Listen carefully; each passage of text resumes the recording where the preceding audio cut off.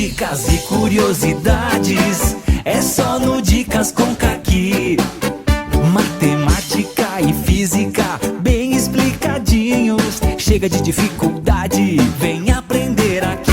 Dicas e curiosidades, é só no Dicas com Caqui. Está começando mais um Dicas com Caqui.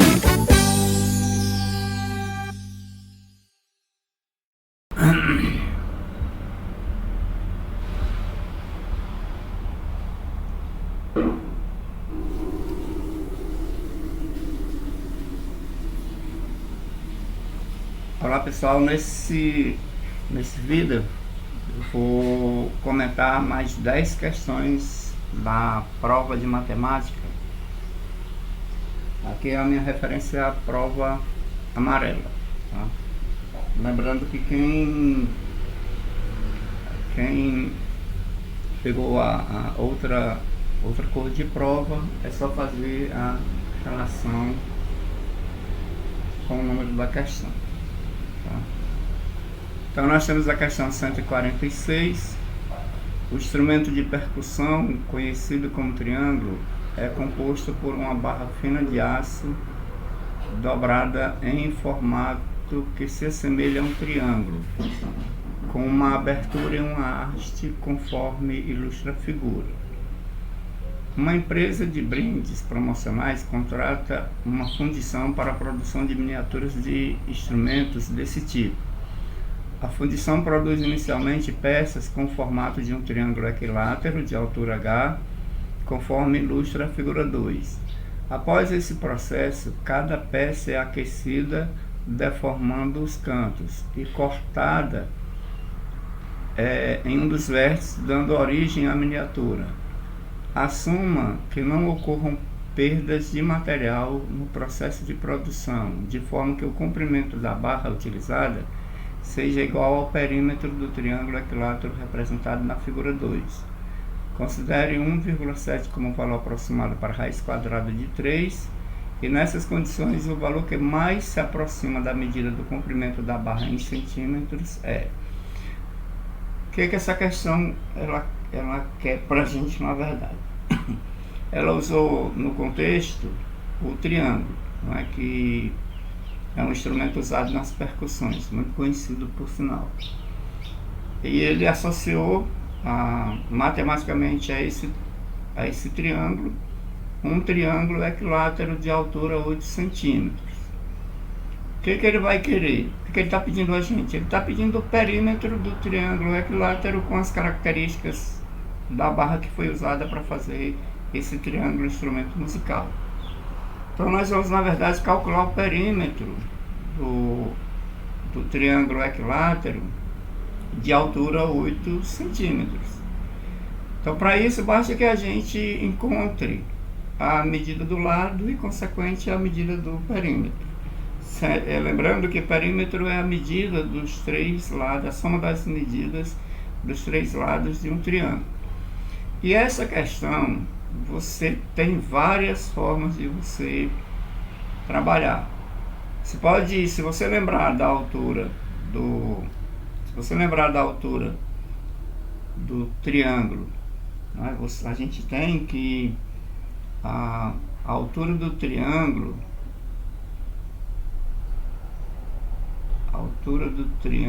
deixa eu colocar, a altura do triângulo, vou chamar de H, ela é igual a L raiz de 3 sobre 2. Essa aqui eu acho a mais prática. Se você não se lembrar, lembre-se que esse ângulo aqui, ele é de 60 graus. Então você pode usar o seno, 60. Esse lado aqui é 30 graus. Por que eu sei disso? Porque como ele é equilátero, todos os ângulos internos são de 60 graus. E essa altura do triângulo equilátero, ela além de ser altura, ela é bissetriz e é mediana. Então, isso, mediana porque ela toca esse lado exatamente no ponto médio, então isso aqui é L sobre 2 e L sobre 2, e essa altura ela funciona como bissetriz. Como esse ângulo é de 60 graus, então aqui vai ser 30. Então você tem um triângulo retângulo com 30, 60 e 90, que você pode usar as razões trigonométricas do triângulo retângulo. Por exemplo, você pode usar seno de 30 igual a L sobre 2 sobre L. Dá para você encontrar por aí o valor do lado. Mas, ou então, no caso aqui, eu volto atrás.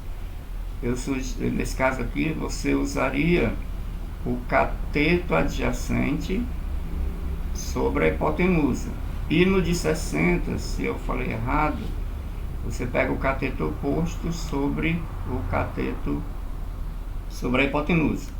Então o cosseno seria o seno de 60, cateto oposto sobre hipotenusa, e o de 30 seria o cosseno, cateto adjacente sobre L sobre 2.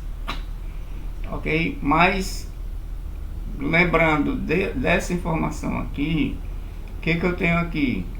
Que 8 é igual a L raiz de 3 sobre 2. Multiplicando em proporção, L raiz de 3 é igual a 16. Então L vai ser igual a 16 sobre raiz de 3. Se você quiser racionalizar, se racionaliza. Mas ele me deu o valor do raiz de 3. Eu vou pelo método mais prático. Então isso aqui fica 16 raiz de 3 sobre raiz de 3 vezes raiz de 3 dá 3. Então isso aqui é igual. Então L será igual a 16 vezes 1,7 dividido por 3. Que foi... Ele me disse que eu poderia utilizar o valor de 1,7 para raiz quadrada de 3.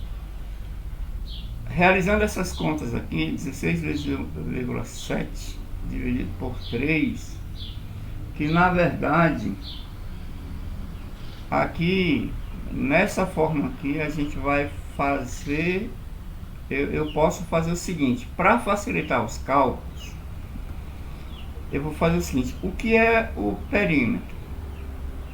Que é o perímetro que a gente chama de 2P. O perímetro é a soma dos lados do triângulo retângulo, do triângulo equilátero. Então isso significa dizer que eu tenho o perímetro do triângulo retângulo é 3 vezes L.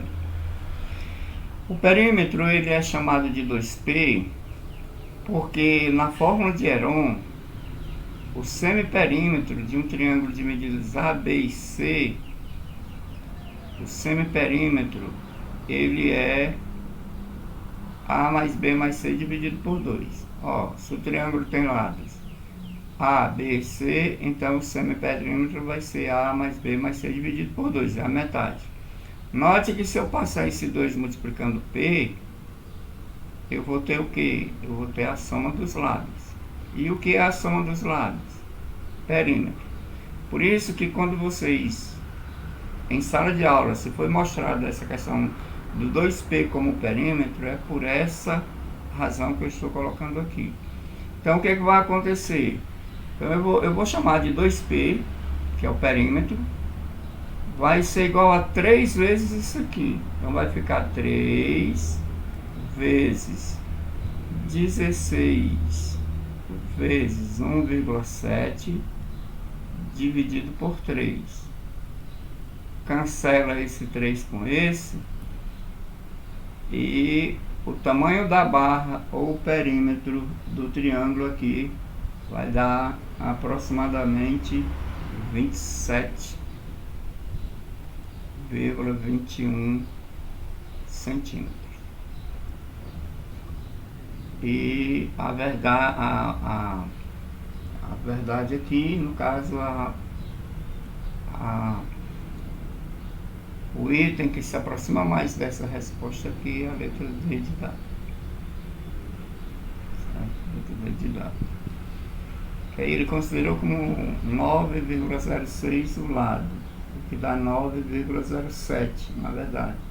Mas essa questão aqui é mais, essas aproximações aqui, elas são aproximações que não tem assim muita importância quando você encontra o resultado próximo, certo? Quando você encontra o resultado próximo.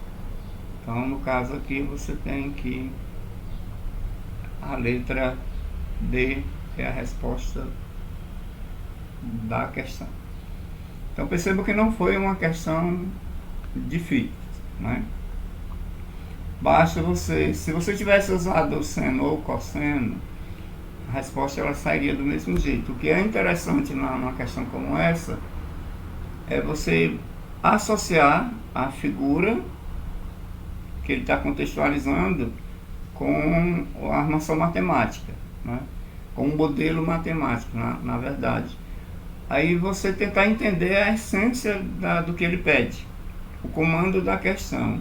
Então, o comando da questão, quando ele pede o comprimento da barra, e essa barra ela vai ser dobrada em 3 partes, então ele está pedindo o triângulo, o perímetro do triângulo. Essa questão 147, ela tem um diferencial pelo seguinte, porque aqui você vai precisar ter uma ideia, saber a aplicação da fórmula do volume do tronco de cone. Porque essa xícara, essa caneca, ela tem a forma de um tronco de cone.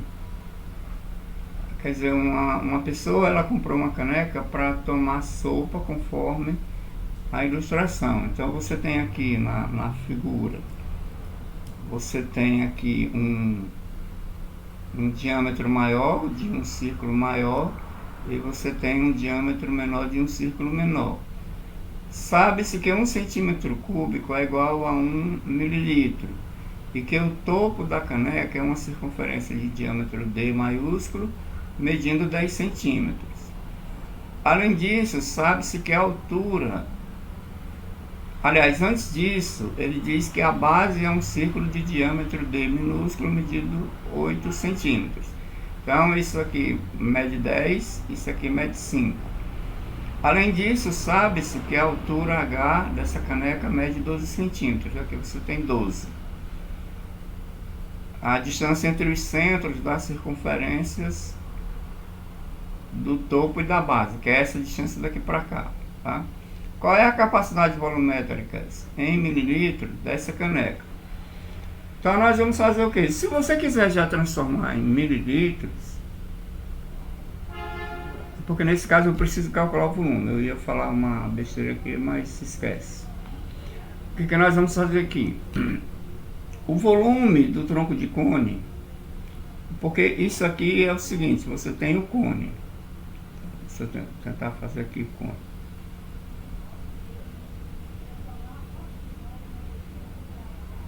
Então você tem aqui um cone. Aliás, deixa eu até ver se eu não tenho aqui um cone. Deixa eu ver. Forma. Deixa eu ver se eu não tenho um cone aqui. Tem. Tem um cone.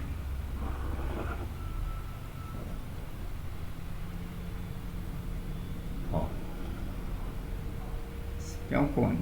Certo? Aí o que foi feito? Esse cone, ele foi recortado. Eu não tenho o tronco aqui. Então o que houve? Ele foi recortado aqui, ó. Foi recortado aqui, ó. Deixa eu ver se eu consigo traçar uma reta aqui. Pronto. Ele foi recortado aqui. Essa parte aqui é essa aqui, porque eu coloquei o cone ao contrário. E essa parte aqui é essa. Ele tá de ponta cabeça aqui no caso, tá? Está de ponta cabeça nesse caso aqui. Então, o que ocorre? O que ocorre é que... Deixa eu apagar isso aqui para melhorar para vocês. Então, o que ocorre é que nós vamos trabalhar com a fórmula do volume do tronco de cone. E que fórmula é essa? Então, essa fórmula, ela seria volume, deixa eu voltar para a horizontal, volume é igual a H sobre 3, que multiplica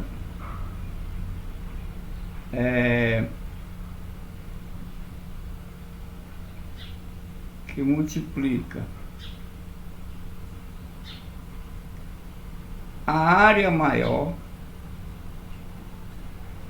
mais a área menor, vou chamar assim, mais a raiz quadrada da área maior vezes a área menor. Essa é a fórmula da área do volume, aliás, é a fórmula do volume de um tronco de cone, certo? Isso aí, para quem já trabalhou, para quem já está na terceira série do ensino médio, ou já concluiu egresso do ensino médio, deve ter visto essa fórmula na geometria analítica. Depois que você vê cone, você vê tronco de cone, tronco de pirâmide, e você deve ter já se lembrar dessa estrutura. Ele pediu para a gente, eu vou transformar tudo isso aí, em fórmulas. H sobre 3. Qual é a fórmula da área da base maior? É o π, o r ao quadrado, mais o π, o r ao quadrado, mais a raiz de π r ao quadrado vezes π r. Aliás, esse rzinho aqui ele é menor, porque eu estou usando o raio. Eu estou usando o raio menor para área menor. Então, isso aqui fica assim. Ok? Lembram da área do círculo. Então, o volume vai ser igual a H é 12. O π ele pediu para mim usar 3.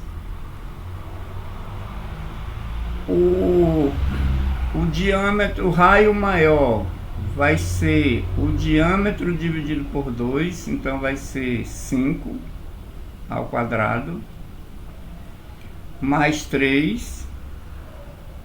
O raio menor, ele vai ser, eu vou deixar indicado, porque o diâmetro do menor, ele é 8 centímetros, então ele vai ser 4 ao quadrado, que é a metade de 8, certo? A metade de 8, mais a raiz quadrada de 3, vezes 5 ao quadrado, vezes 3, vezes 4 ao quadrado.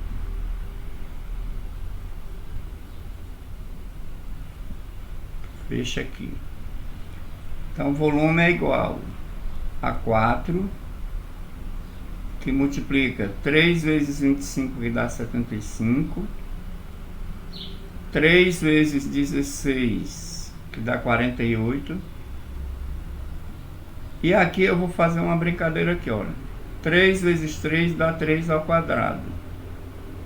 Vezes 4 ao quadrado, vezes 5 ao quadrado. Posso fazer isso aqui porque se trata de um produto. Então o volume vai ser igual a 4 que multiplica 75 mais 48. Eu vou repetir aqui. Mais. Como esse aqui está ao quadrado, esse aqui está ao quadrado, esse aqui está ao quadrado, ele vai sair como 3 vezes 4 vezes 5. Certo? Já que se trata de um produto. Então, se ele trata de um produto, isso aqui vai ficar raiz quadrada de 3 ao quadrado vezes raiz quadrada de 4 ao quadrado vezes raiz quadrada de 5 ao quadrado. Radical de um produto é igual a produto de radicais. Como o expoente do radicando é igual ao índice do radical, você cancela o radical. Aí vai sobrar quem? Vai sobrar o 3 vezes 4 vezes 5. Então o volume aqui, ele vai ser igual a 4, que multiplica 75, mais 48, mais 3 vezes 4, 12, 12 vezes 5, 60. Então isso aqui vai dar 4 vezes, somando 75 com 48 com 60, vai dar exatamente 183. Aí você tem 4 vezes 3, 12. Vai 1. 8 vezes 4, 32. E 1, 33. Vai 1, 3. 4 vezes 1, 4. E 3, 7. Então isso aqui dá 732 centímetros cúbicos.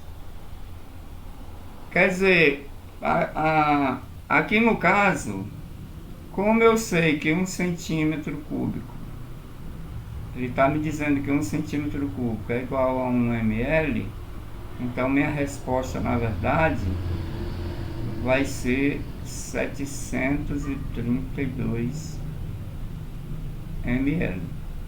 E a resposta correta é a letra C.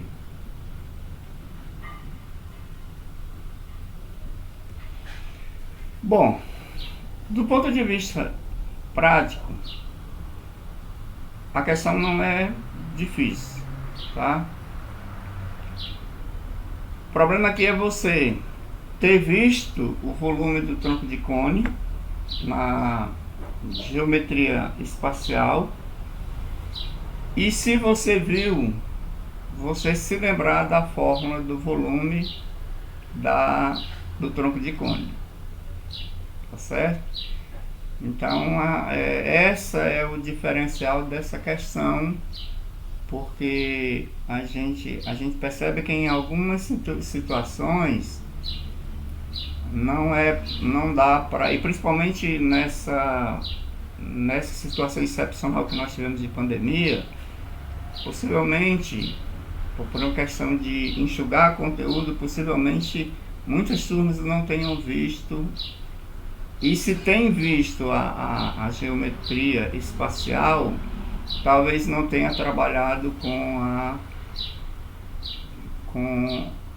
a fórmula do volume de um tronco de cone, ou talvez nem tenha visto o tronco de cone, certo? Então você tem uma questão que ela, do ponto de vista didático, só se torna difícil nessa condição excepcional que eu estou falando. Vamos para a próxima. Questão 148. O dono de uma loja pretende usar cartões imantados para a divulgação de sua loja.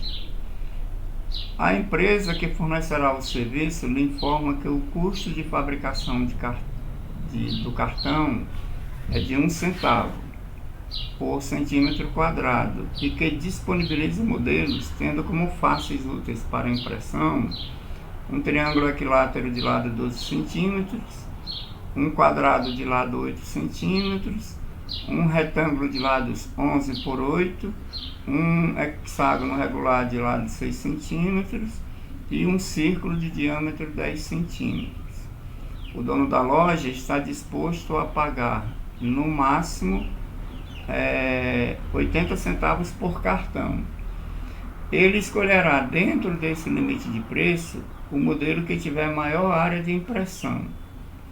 Use 3 como aproximação para π e use 1,7 como aproximação para raiz de 3. Nessas condições, o modelo que deverá ser escolhido tem como face útil para impressão.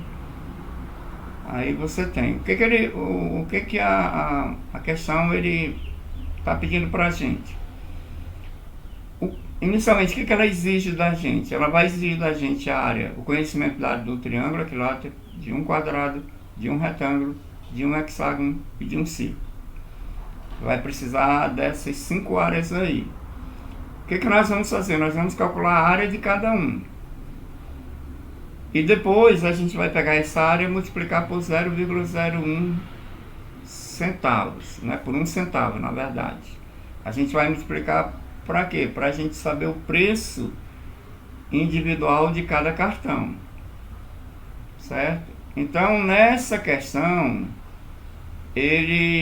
nós vamos ver qual é a área que a gente vai escolher e se essa área ela se aproxima da exigência do dono da loja de ser menor ou igual a 80 centavos. Então a gente vai trabalhar, a gente vai calcular aquele que tem a maior área de impressão, porque tem isso, eu tenho que ir atrás daquele que tem a maior área de impressão, desde que essa área de impressão, o preço não ultrapasse 80 centavos. Então vamos analisar. Eu vou fazer aqui, eu vou chamar de 1, a área do triângulo equilátero, a área do triângulo, ela é ao quadrado, raiz de 3 sobre 4. Então nós temos o triângulo, ele tem lado 12, então eu tenho 12 ao quadrado vezes 1,7 dividido por 4. Isso aqui dá igual a 144 vezes 1,7 dividido por 4, né? Esse 144 dividido por 4 dá 36. Então eu vou ter 36 vezes 1,7. Isso aqui eu vou chegar a 61,2 centímetros quadrados. Qual vai ser o preço disso? O preço vai ser o produto de 61,2, 1 centavo, 1 centavo, 0,01, eu vou escrever com 1 sobre 100 para ficar mais fácil do produto. Então isso aqui é o preço, 1 sobre 100, que vai ser a mesma coisa de 61,2 dividido por 100, que vai dar 0,612 reais. Tá? Isso aqui está em reais. Eu vou deixar assim mais fica subentendido que está em reais. Vamos para o segundo. Segundo, um quadrado de lado 8 centímetros. A área do quadrado é L ao quadrado. Então eu tenho 8 ao quadrado, que dá igual a 64 centímetros quadrados.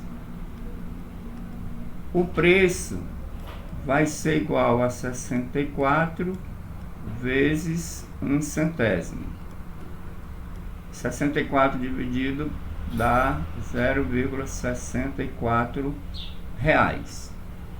Então percebam que essa área aqui, essa área já foi maior do que essa, então seria uma possível escolha. Vamos para a figura 3. Figura 3, eu tenho um retângulo de lados 11 e 8. Então a área do retângulo é igual a base vezes a altura. Então isso aqui vai ficar 11 vezes 8 igual a 88 centímetros quadrados. Quanto é que vai ser o preço? O preço vai ser 88 vezes 1 centésimo, que dá igual a 0,88 reais ou centavos de reais. Note que essa área do retângulo já deu maior, só que tem um detalhe aqui: ele já ultrapassou os 80 centavos do cartão que ele pediu, então esse aqui está descartado já. A área 4 é um hexágono regular de lado 6 centímetros. Pessoal, o hexágono regular, você vai perceber, tenho aqui um hexágono, vou vir aqui para reserva. Olha, se você pegar o hexágono e você definir o centro dele aqui,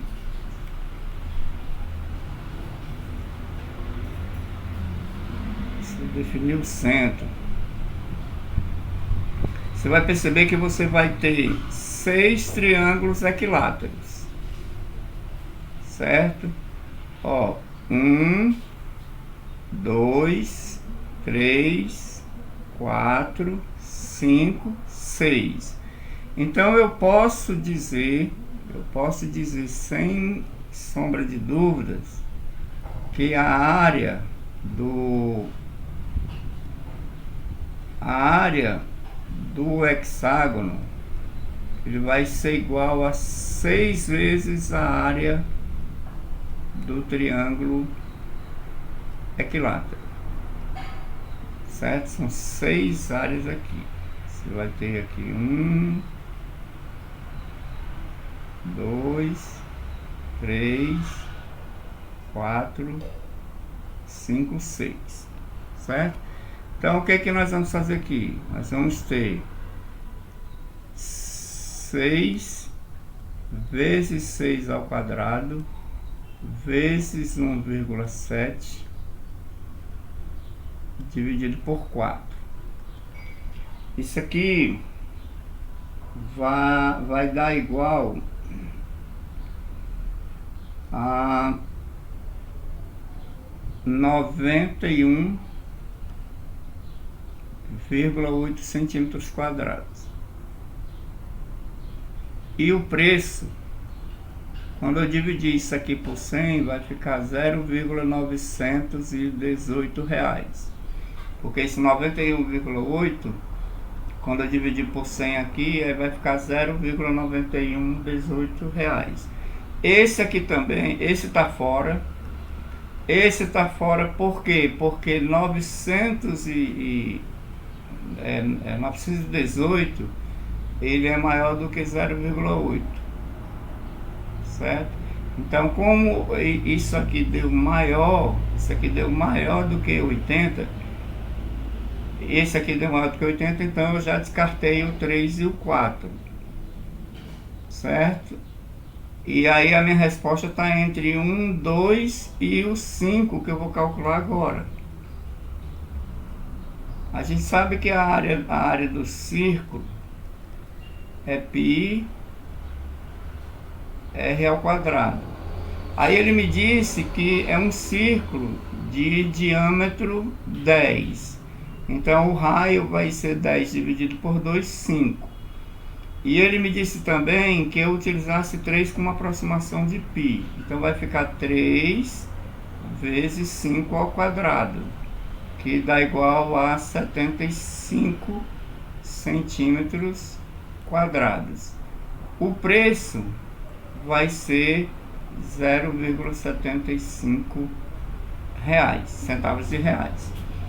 Então perceba, eu tenho 0,612, ou seja, é próximo de 70 centavos. próximo aqui no caso é próximo de 61 centavos, próximo de 62 centavos e igual a 75 centavos. Eu tenho essas três áreas aqui.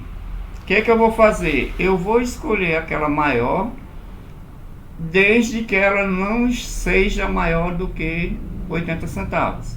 Então você vai perceber que a resposta correta é essa aqui, porque ela foi a maior área de impressão e além disso ela não ultrapassou os 80 centavos como essas duas aqui.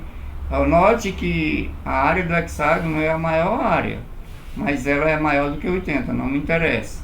Depois vem a área do retângulo, que deu 88 centavos, mas como ele ultrapassou 80 centavos, não vale 80 centavos, não vale para mim. Então a resposta correta aqui é o círculo e você marca a letra E.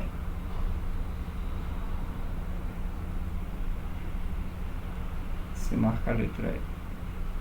Certo? Não é uma questão difícil. Vamos para outra aqui. Questão 149. Na verdade, essa questão 149, eu associo ela muito mais à física, porque ela trabalha tanto com a relação de Newton e Laplace, como ela trabalha de unidades de medida. Então vamos lá. A relação de Newton-Laplace estabelece que o módulo volumétrico de um fluido é diretamente proporcional ao quadrado da velocidade do som em metros por segundo no fluido e a sua densidade em quilograma por metro cúbico com uma constante de proporcionalidade adimensional. Nessa relação, a unidade de medida adequada para o módulo volumétrico é... Então aqui na verdade nós estamos trabalhando com análise dimensional, certo? Aqui nós vamos trabalhar com as medidas. Primeira coisa que você tem que ver é o seguinte: você tem, eu vou dar um exemplo aqui, a força gravitacional, certo? Ela tem a constante gravitacional, ela tem a massa do corpo maior e a massa do corpo menor. Isso aqui dividido pela distância ao quadrado entre os dois corpos.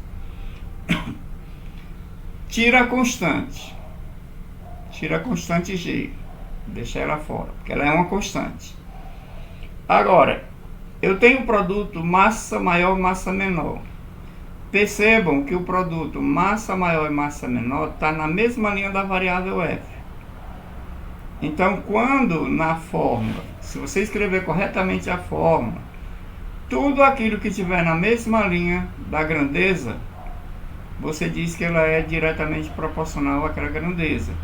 Então, a massa dessa fórmula, como ela está na mesma linha da força, ela é diretamente proporcional. O que eu estou dizendo isso? É que se eu duplicar uma massa, eu duplico a força. Se eu duplicar as duas massas, eu vou ter 2m vezes 2m. 2 vezes 2, 4. Eu quadruplico a força. Ou seja, diretamente proporcional, duas grandezas são diretamente proporcionais, quando na proporção que você aumenta uma, a outra automaticamente aumenta. Então, se eu duplicar o produto, a força duplica. Se eu quadruplicar o produto, a força quadruplica. E o que acontece com o d ao quadrado, que está dividindo? Quando você tem a grandeza que ela está dividindo, aí você diz que a relação entre a grandeza e a que está dividindo são inversamente proporcionais. Então, no caso, a força gravitacional, ela é inversamente proporcional ao quadrado da distância. O que significa dizer isso? Significa dizer que quanto mais distante estiver o corpo um do outro, menor vai ser a força de atuação. Como exemplo disso aí, você observa que a Lua ela tem uma influência gravitacional em relação à Terra muito maior do que o Sol. Isso por quê? Porque a distância do Sol para a Terra é muito maior do que a distância da Lua para a Terra. Então a influência do campo gravitacional, dessa força gravitacional da Lua em relação à Terra, ela é muito maior do que do Sol em relação à Terra. Isso por quê? Porque como a força ela é inversamente proporcional ao quadrado da distância, quanto maior a distância, menor é a força, ok? Então nesse problema ele está dizendo que o módulo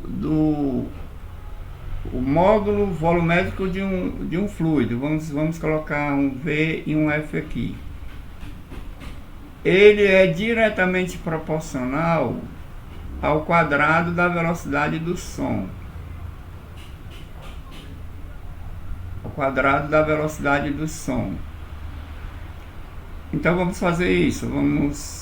Isso aqui, a velocidade do som, ele está dizendo que é metro por segundo. Isso aqui é ao quadrado, que dá igual a metro ao quadrado sobre segundo ao quadrado. Isso aqui vezes uma constante. Vou colocar uma constante aqui, certo? A vezes V.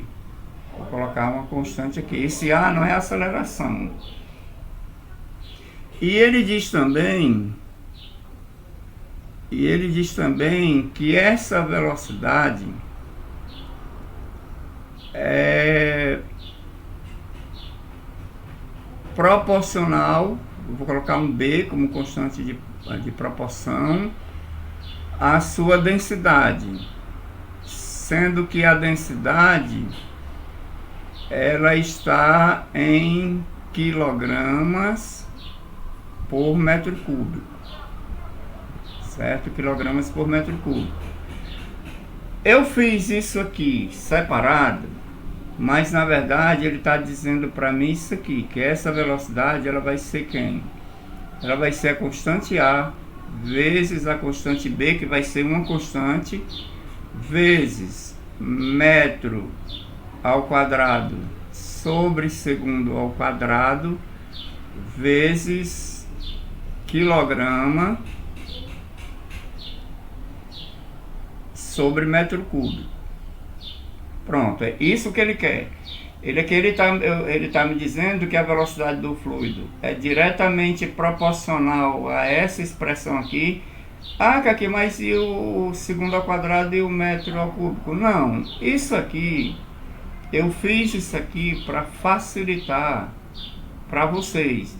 Porque eu poderia escrever isso aí como sendo A vezes B vezes metros por segundo, segundo a menos 2, vezes quilograma, quilogramas, vezes a menos 3. Eu poderia ter escrito isso aqui.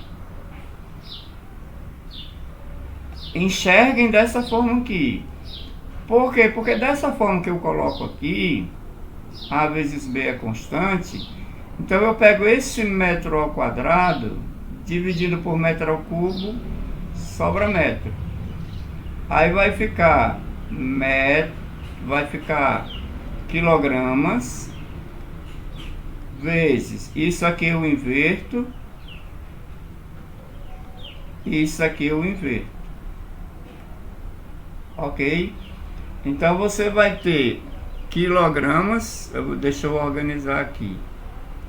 Agora eu posso tirar a constante. Porque como isso aqui é uma constante, é um número. Então a unidade de medida vai ficar o quê? Quilogramas vezes metro a menos 1 vezes segundo a menos 2. Essa aqui é a resposta que ele pede, que no caso é a letra B de bola.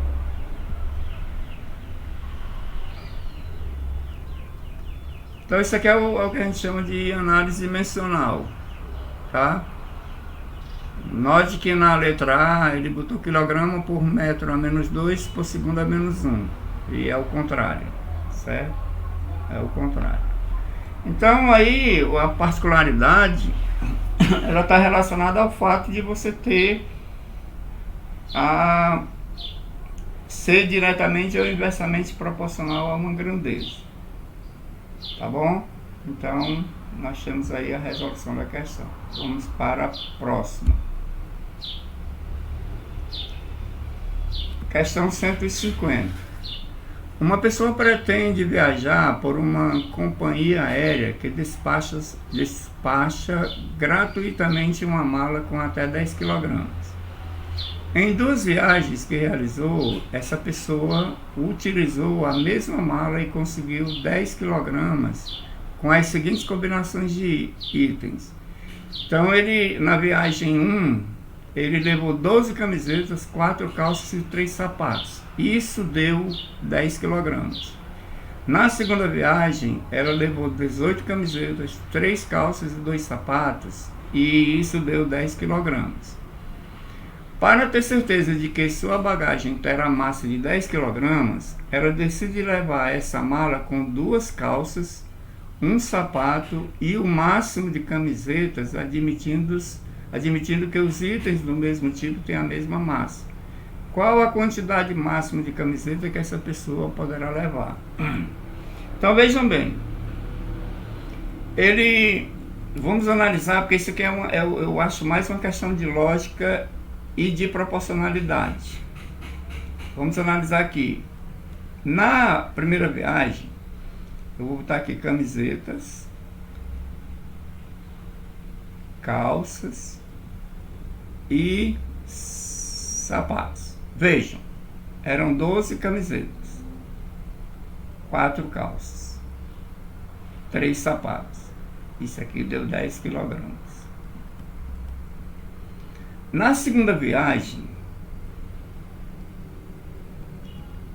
ele teve 18 camisetas, 3 calças, 2 sapatos.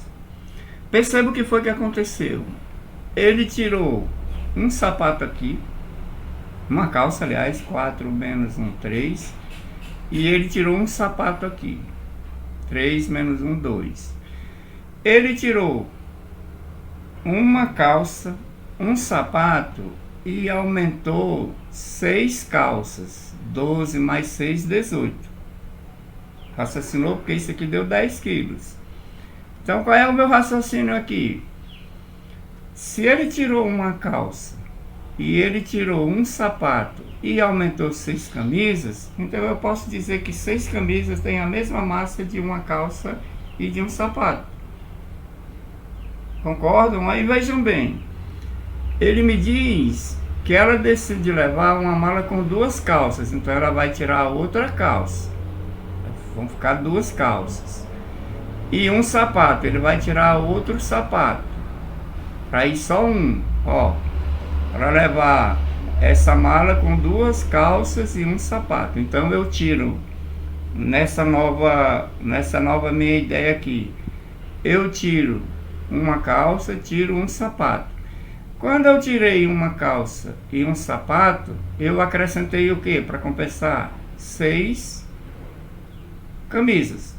Então, do mesmo modo, se eu vou tirar uma calça e vou tirar um sapato para ficar com 2 calças e um sapato, eu vou acrescentar 6 camisetas aqui. Ou seja, 18 mais 6, 24. Então, se eu pegar 24 camisetas, 2 calças e um sapato, eu vou ter a massa de 10 kg. Então, a resposta correta é a letra B, 24. Certo? É uma questão de raciocínio lógico e de proporcionalidade. Aqui basta eu observar a tabela e verificar que quando eu tiro uma calça e um sapato, eu acrescento 6 camisetas.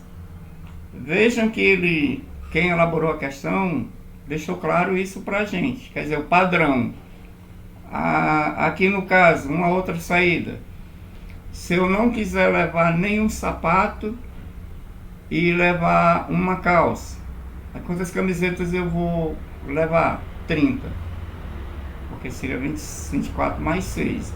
Se eu tirar mais uma calça e um sapato aí, eu não levo sapatos eu só levo uma calça e eu vou ter 30 camisetas. Entendido? Então, questão resolvida. Próximo. Questão 151. Um automóvel apresenta um desempenho médio de 16 km por litro. Um engenheiro desenvolveu um novo motor a combustão que economiza em relação ao consumo do motor anterior 0,1 de litro de combustível a cada 20 km percorrido. O valor do desempenho médio do automóvel com um novo motor em quilômetros por litro, expresso em uma casa decimal, é... Aqui nós vamos trabalhar com regra de 3, tá? Nós vamos trabalhar com regra de 3 essa questão. O que nós vamos analisar aqui? Primeiramente, vamos montar aqui uma regra de 3, porque ele me diz que o desempenho médio dele é 16 km com 1 litro. Ele forneceu isso aqui. Então, se o desempenho dele é esse, em 20 km eu vou ter que desempenho? Então eu monto essa proporção aqui. Aliás, então eu vou ter 16 por 20 igual a 1 sobre x. Aí simplificando aqui por 4 dá 4/5 igual a 1 sobre x. 1 sobre x. 4x igual a 5. X aqui vai dar igual a 1,25. Certo? 1,25 litros. Quer dizer, se em 16 km ele tem um consumo de 1 litro, então em 20 km ele vai ter um consumo de 1,25 litros. Ok? Então isso significa dizer que se eu pegar 1,25 litros menos 0,1, que é esse consumo que ele tem a cada 20 km, então isso vai dar uma diferença de 1,15 litros, que essa vai ser a diferença que você vai ter em relação ao consumo. O que eu vou fazer? Eu vou ter 20, porque eu estou querendo calcular nesse consumo de 20 km. 20 km vai corresponder a 1,15 litros. 20 km vai corresponder a 1,5 litros. E eu quero saber quantos quilômetros eu vou percorrer com 1 litro, porque ele quer saber qual é o desempenho médio do automóvel com um novo motor em quilômetros por litro, expresso com uma casa decimal. Então percebam que o novo motor economiza em relação ao motor anterior 0,1 litro de combustível a cada 20 km. Então vejam bem, se eu tenho 16 km por litro, então eu fiz essa proporção, 16 km 1 litro, 20 km x. O que eu estou fazendo aqui? Se em 16 km eu gasto 1 litro, em 20 km eu vou gastar quanto? Então eu vou gastar 1,25 litros com essa proposta inicial dele. Eu quero ver qual é a diferença que dá entre o rendimento do meu motor atual, que é de 1,25 litros para 20 km, menos a economia que eu estou tendo, de 0,1 por litro. Então eu peguei essa diferença e eu cheguei à conclusão de que com esse novo motor, ao invés de eu consumir 1,25 litros, eu vou consumir 1,15 litros, porque ele me disse que eu tenho essa economia aqui. Se eu vou consumir 1,15 litros, o que é que vai acontecer? Em 20 quilômetros, eu consumo 1,15 litros. 1 litro, eu vou consumir quantos quilômetros? Então, quando eu montar essa expressão aqui,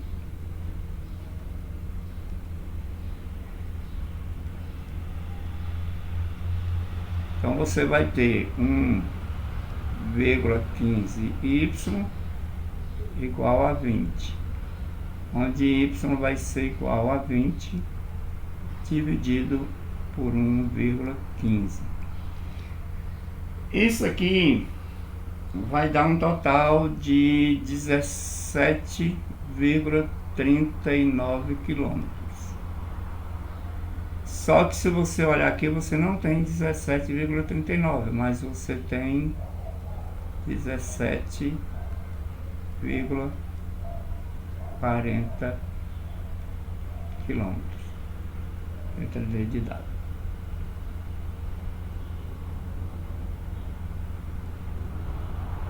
Certo? Letra D.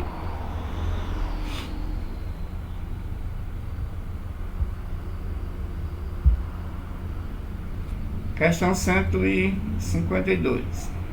O projeto de um container em forma de paralelepípedo retangular previa a pintura dos dois lados, interno e externo, de cada uma das 4 paredes com tinta acrílica e a pintura do piso interno com tinta epóxi.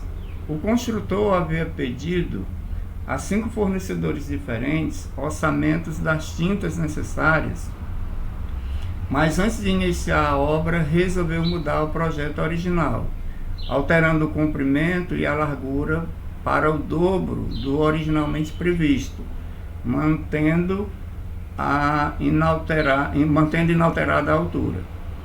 Ao pedir novos orçamentos aos fornecedores para as novas dimensões, cada um deu uma resposta diferente sobre as novas quantidades de tinta necessária. Em relação ao previsto para o projeto original, as novas quantidades de tinta necessárias informadas pelos fornecedores foram as seguintes. Fornecedor 1, o dobro, tanto para a parede quanto para o piso. Fornecedor 2, o dobro para as paredes e 4 vezes para o piso. O terceiro, 4 vezes tanto para as paredes quanto para o piso. O fornecedor 4 vezes para a parede e o dobro para o piso.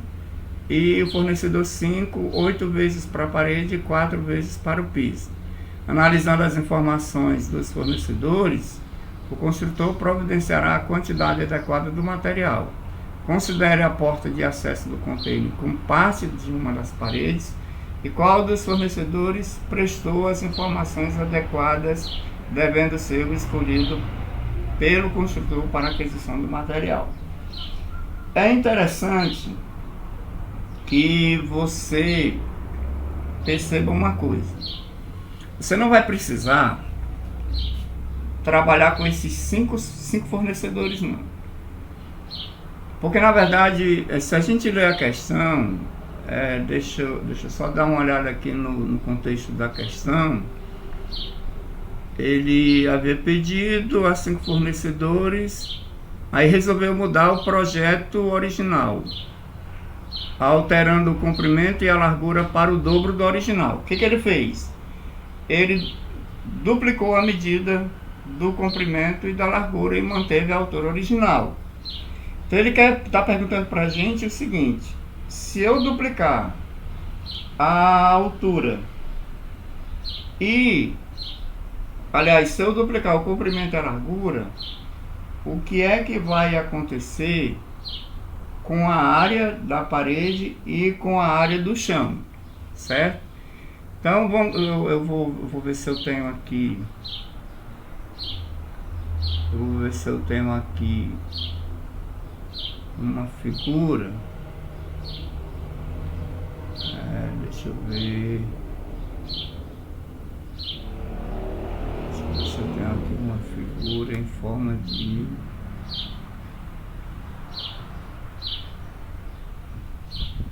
paralelepípedo.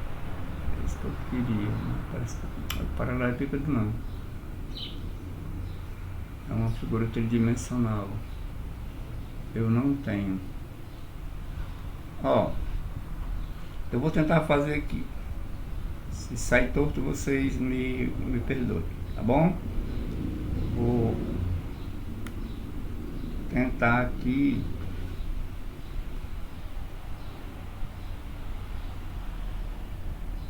Vou tentar aqui.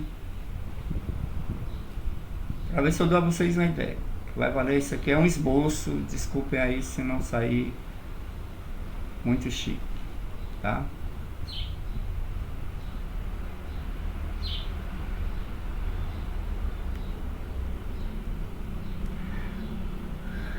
A,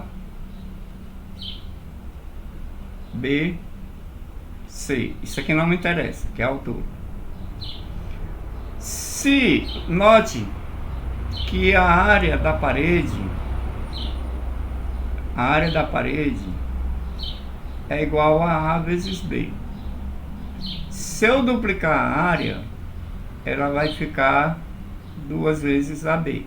Pronto, dupliquei a área, certo? Só que em relação ao chão, isso aqui vai ficar multiplicado por 2 e isso aqui vai ficar multiplicado por 2.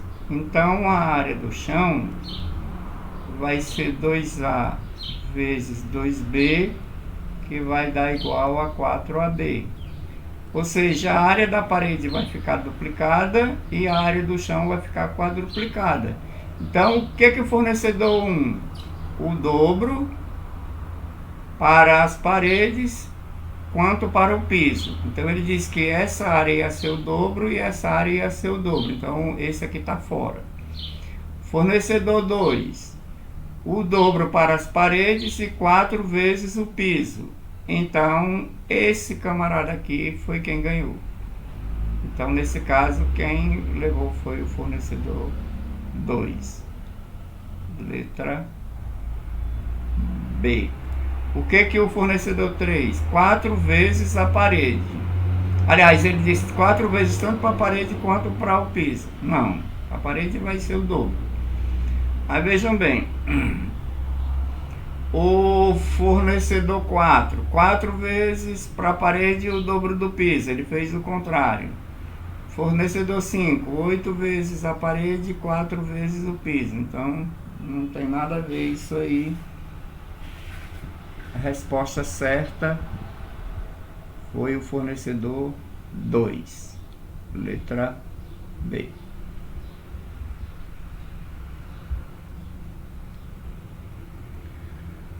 Um povoado com 100 habitantes está passando por uma situação de seca prolongada e os responsáveis pela administração pública local decidem contratar a construção de um reservatório.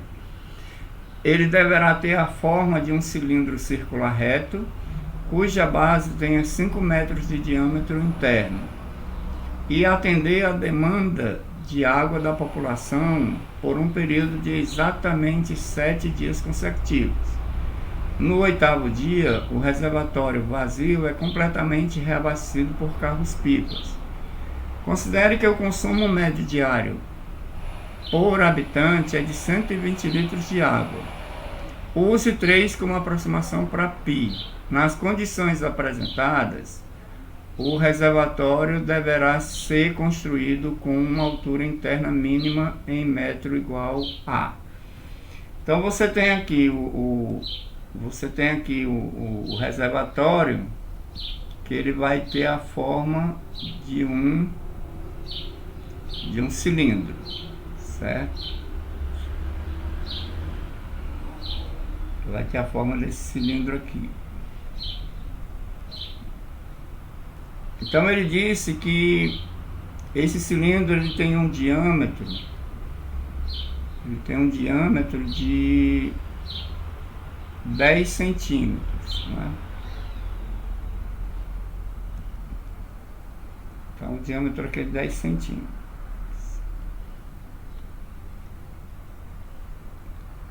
Ele quer saber qual é essa altura dele aqui. Lembrando que o volume de um cilindro é a área da base vezes a altura. E que o volume do cilindro nesse caso vai ser π vezes r ao quadrado vezes h. Sendo que o π, ele pediu para mim usar o 3 para aproximação. O raio vai ser a metade do diâmetro. Então o raio vai ser... na verdade esse diâmetro aqui, ele tem 5 metros. Ele não é 10 não. Esse aqui tem 5 metros. Se ele tem 5 metros, então eu vou trabalhar com 5 dividido por 2. Antes vamos fazer o seguinte, ele diz que o consumo médio diário por habitante é de 120 litros de água, não é? Então você tem, nesse caso, você vai ter 100 habitantes vezes 120 litros. Isso aqui vai dar 1.000, aliás, vai dar 12.000 litros de água todo dia. Durante 7 dias, isso aqui é o diário. Em 7 dias,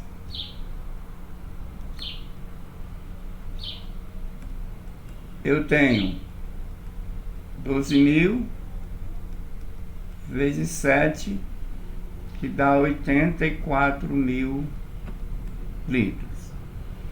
Lembre-se que 1 metro cúbico corresponde a 1.000 litros de água. Isso aqui significa dizer que o volume é de 84 metros cúbicos, tá?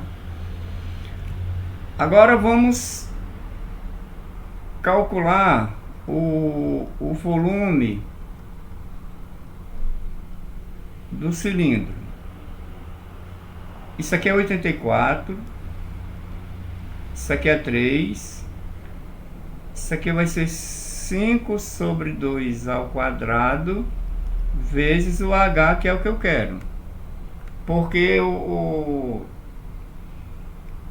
se em 7 dias, se no 8º dia o tanque, a caixa d'água ela está vazia, tem que encher de novo, é porque o volume consumido durante esses 7 dias foi de 84 metros cúbicos. Então eu tenho aqui, eu posso fazer 84 dividido por 3 é igual a 25 sobre 4 vezes H. Eu passei esse 3 dividindo para cá. 84 dividido por 3, 84 dividido por 3 dá 28. Então isso aqui dá 28 igual a 25 H sobre 4. Multiplicando em proporção, então 25H dá igual a 8 vezes 4, 32, 4 vezes 2, 8, então aqui dá 112. Onde o H, deixa eu ver para cá, onde o H vai ser 112 dividido por 25. 112 dividido por 25, isso aqui dá 4,48 metros. Essa vai ser a altura, letra D de dado.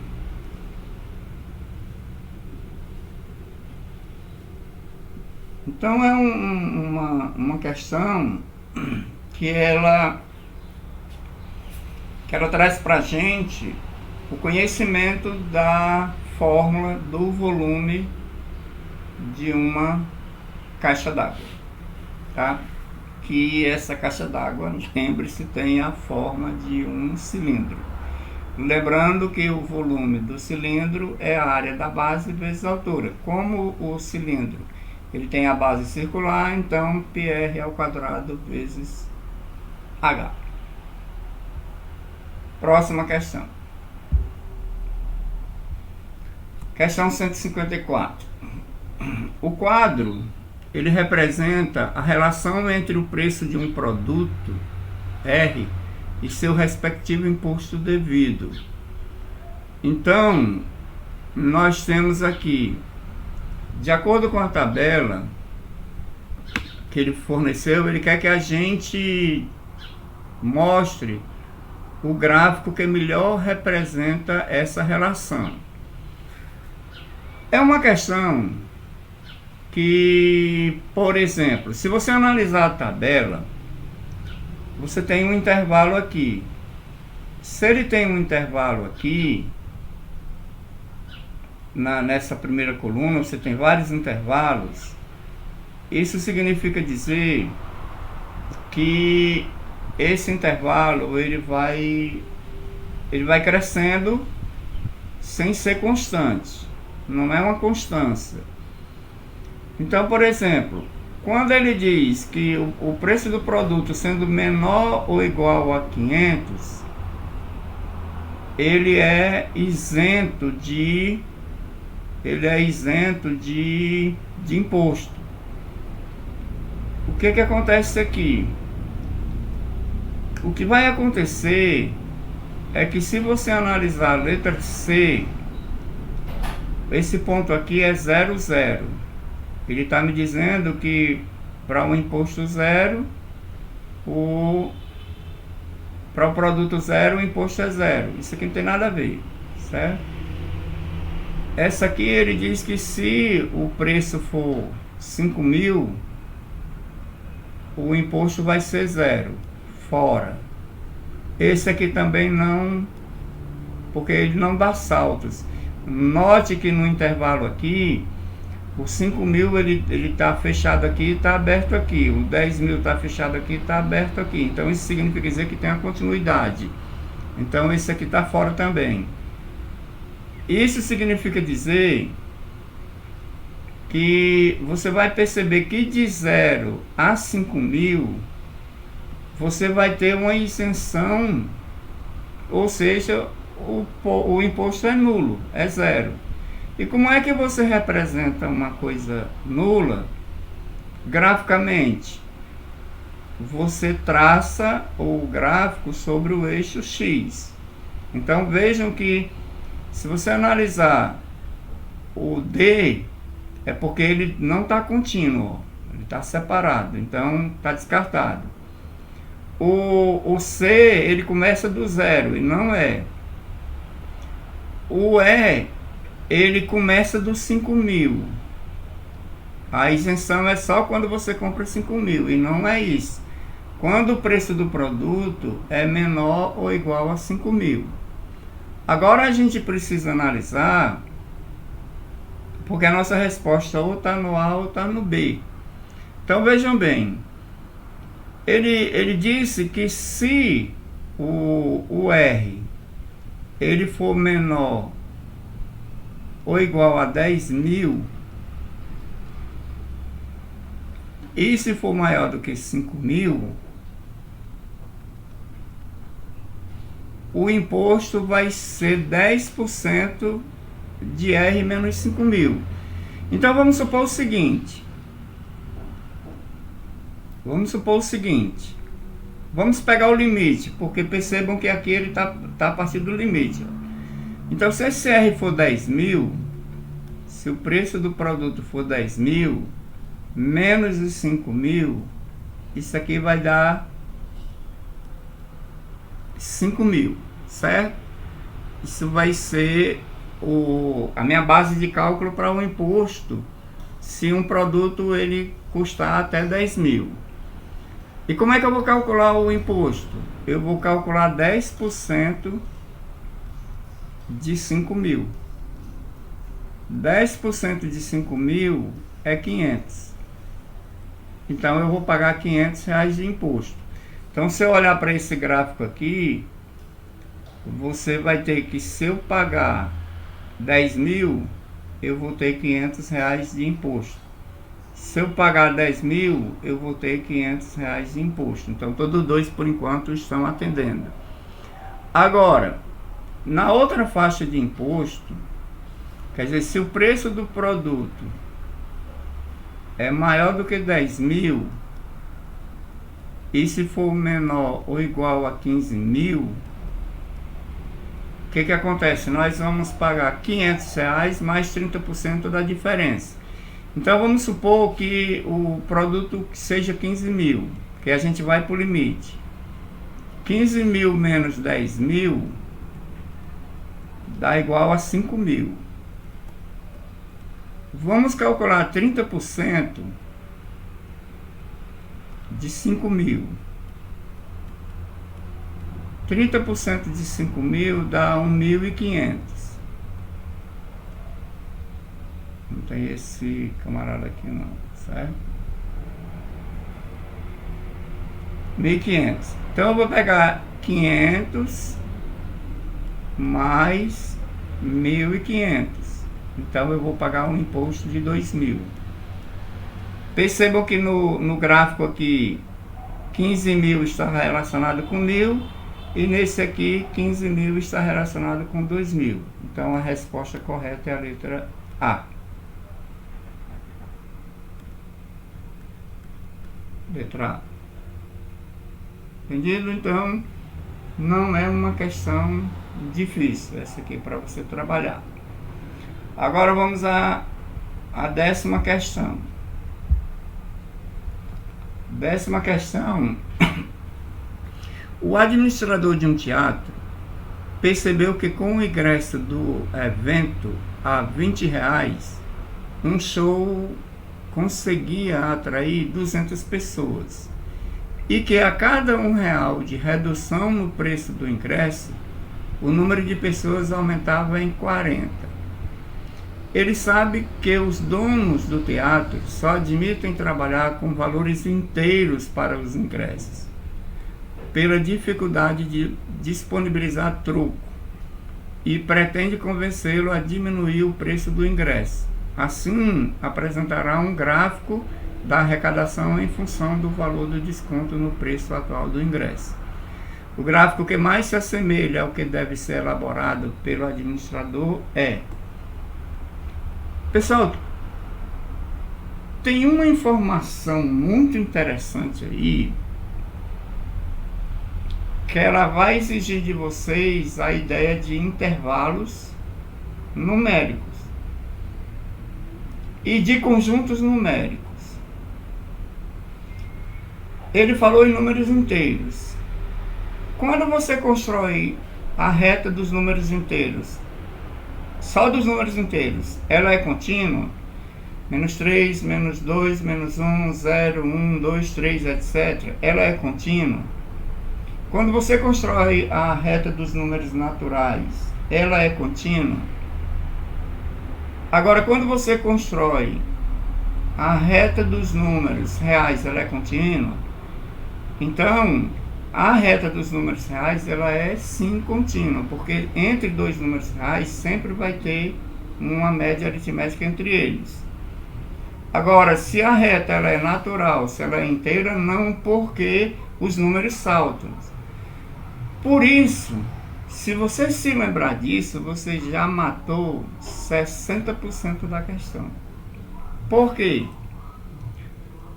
Porque esse gráfico aqui, certo? Esse gráfico é contínuo, esse gráfico é contínuo, esse gráfico é contínuo. Então a nossa resposta ou é essa ou é essa. Para isso, eu vou procurar descobrir se o gráfico que vai representar essa parte inteira aqui, que ele fala, parte inteira, se essa função ela é uma função quadrada, uma função de primeiro grau ou uma função quadrática, já que eu tenho um arco de parábola. Então o que eu vou fazer? Eu vou usar a ideia que ele me disse lá. Ele me disse o seguinte, que se eu conseguir atrair 200 pessoas, vou botar aqui pessoas e o aumento. Então, se eu tiver 200 pessoas, eu vou ter... Aliás, não é isso aqui não. Calma. Antes ele me deu uma outra informação. O administrador do teatro, com o ingresso a R$20, um show consegue atrair 200 pessoas. Então o preço a R$20, vamos botar frequentadores. Então eu tenho 200 pessoas. Se eu aumentar, se eu reduzir R$1 do preço do ingresso, então vamos reduzir aqui. Vai ser R$20 menos X vezes R$1. Isso aqui o que vai acontecer? Vai acontecer que eu vou ter 200 mais 40. Certo? Então se eu aumentar X reais aqui, no caso se eu reduzir em X vezes R$1, eu vou aumentar R$1 vezes 40 aqui. Vejam, se eu pegar aqui 20 menos 2 vezes, deixa eu pegar um raciocínio melhor aqui, certo? Fazer assim, vocês, eu vou melhorar o raciocínio. Se eu diminuir uma vez R$1, eu vou aumentar uma vez 40. Se eu diminuir 2 vezes R$1, isso aqui vai ficar 200 mais 2 vezes 40. Porque cada R$1 que eu diminuo, eu aumento 40. Então, se eu aumentar 2 vezes R$1, se eu subtrair 2 vezes R$1, eu aumento 2 vezes 40. Para clarear a mente de vocês. Se eu diminuir 3 vezes R$1, eu vou ter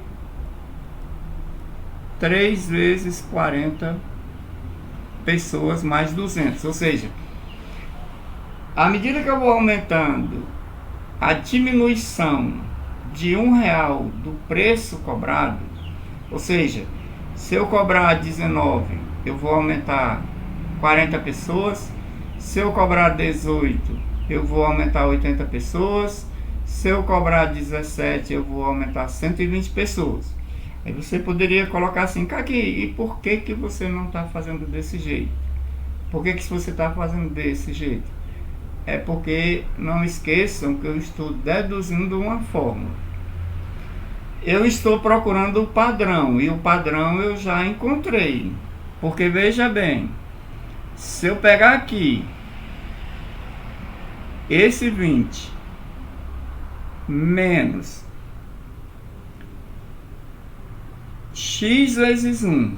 Esse X é a quantidade de vezes que eu estou diminuindo o real. Isso aqui vai resultar em quê? Ele vai resultar em 200 mais X vezes 40. Ó, se eu reduzir 1 vezes R$1, eu aumento 1 vezes 40. Se eu reduzir 2 vezes R$1, eu aumento 2 vezes 40 pessoas. Se eu reduzir R$3, 3 vezes R$1, eu vou aumentar em 3 vezes 40. Se eu reduzir x vezes R$1, eu vou aumentar x vezes 40. E aí, pessoal, eu tenho esse produto aqui, 20 menos x, que multiplica 200 mais 40x. Aí eu te pergunto, esse produto aqui, ele vai dar uma função quadrática, porque eu vou ter x vezes x, que vai dar x ao quadrado. Então, para mim, a resposta correta já é a letra E. E eu vou organizar ela direitinho aqui. Ó, se a gente multiplicar 220 vezes 200, dá 4.000. Aplicando a distributiva. 20 vezes 40x dá 800x. Menos x vezes 200 dá menos 200x. Menos x vezes 40 dá menos 40x ao quadrado. Então percebam que você vai ter uma função f de x aqui igual a menos 40x ao quadrado. Aqui dá menos 600x mais 4.000. Você tem o A é negativo, com cavidade da parábola voltada para baixo. Ponto C, o ponto C é o ponto em que o gráfico corta o eixo X. Ó, ele está cortando o eixo X exatamente no 4.000. Aqui, se você resolver essa equação, uma das raízes dela vai ser 20. Você vai perceber que ele está cortando exatamente no 20 aqui. Se você resolver essa equação, que eu não vou resolver porque não há necessidade de resolução, porque esses dois pontos aqui. Agora, reforçando, por que eu peguei a pontilhada e não peguei essa aqui? É porque ele falou que o dono só admite números inteiros no desconto. Então, se ele só admite números inteiros no desconto, vai ser do tipo 1, 2, 3, não vai ser número real. Porque para ele ser contínuo como a letra D, eu tinha que colocar os valores de descontos em intervalo que fosse o conjunto dos números reais. Então, tanto a letra B como a letra E, elas tratam exatamente de números inteiros, como conjunto universo do eixo do desconto. Então, por isso que a resposta correta aqui é a letra E.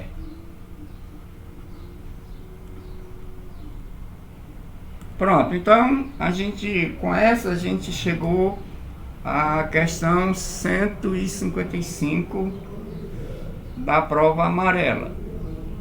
Eu vou ver se nessa semana, hoje é terça, eu vou ver se eu preparo mais 10 questões para a gente ver se é possível a gente comentar as 45 num curto intervalo. Certo? Então, é interessante que vocês assistam a resolução, é interessante que vocês curtam, se inscrevam, para que eu tenha condições de ficar oferecendo material melhor para vocês, ok?